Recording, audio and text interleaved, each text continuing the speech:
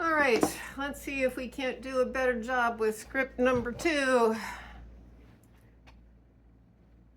This is all of just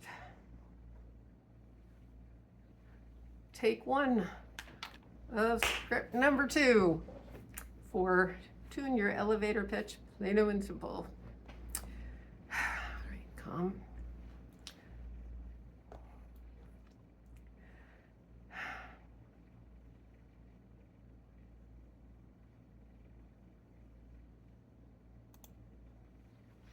Okay, most innovators focus on what they're excited about when pitching, which is exactly backwards.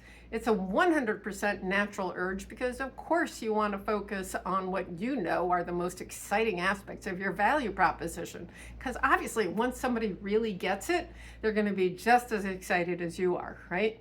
But here is the brutal truth. You have seconds to convince your audience that you are worth their attention. Remember, decision makers hear literally hundreds of pitches every year. For pure survival, they need a quick way to decide whether each opportunity is worth learning more about. They would honestly rather miss a couple of good opportunities than waste time on digging into even one opportunity that really isn't quite right for them. You don't want to be one of the good ones that gets skipped. Strategize. Your first step is your secret weapon. Let me give you an example of why this is so crucial. An innovator I know spent 2 years pitching his materials tech for a solar application because he was in love with solar, okay? When he finally switched the application to HVAC, a much better market fit for this particular technology, it was too late. An investor told me, yeah, we're just not interested. He spent 2 years pitching to everybody and he could never even close a deal. Wow. Same technology, better application, but his initial focus on his passion instead of on their returns mattered more to them. Strategizing means that you build a prioritized list of your target audiences so you're not wasting your time. And then next, you determine what matters to them in making their decisions so you're not wasting their time. Think about how you decide a pitch is worth your time. Does every ad you see seem exciting? Of course not. And that's the way it is for your audience, but on steroids, because part of their job is in making fast and reasonably accurate decisions based on the pitches they hear on the daily.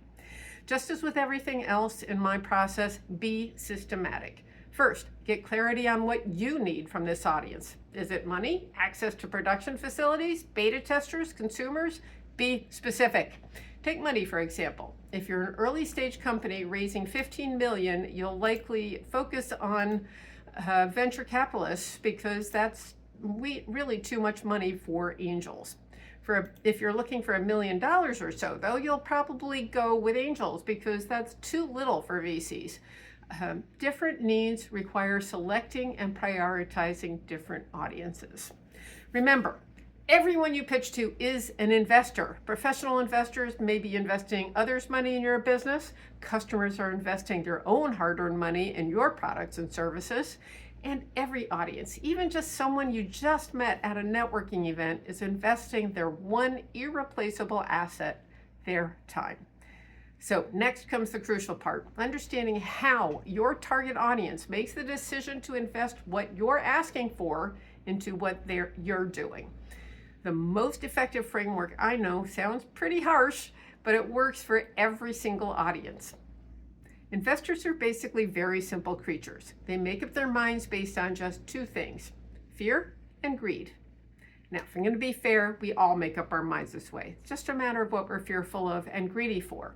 But in a pitch, you don't have time to teach anyone anything. All you can do is get them so excited about what you're doing that they can't wait to learn more. So, everything you say should either reduce fear or increase greed, or preferably both, or it really doesn't belong in your pitch. If thinking in terms of fear and greed makes you a little squeamish or uncomfortable, that's okay. Think about it as risk and benefit or pain and pleasure, however it helps to think about it. The key is you need to address their motivations, not yours. The exercises in this section will help you to get clarity on your audience before you move on to the next section, Captivate. Keep in mind throughout this course, your goal is never to answer all the questions in 1 minute. It's to say something so compelling that they can't help but ask for more of your time. Woot woot! That was pretty good, right? I hope. All right. Let's turn that one off. Oh, and it's still recording and everything.